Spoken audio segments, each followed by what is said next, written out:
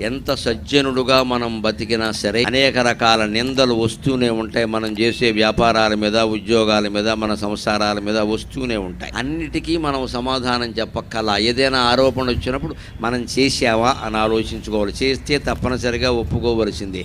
బయట ఒప్పుకోకపోయినా పరమేశ్వరుడు ముందేనా ఒప్పుకోవాలి. చెయ్యలేదనుకో వదిలేయి.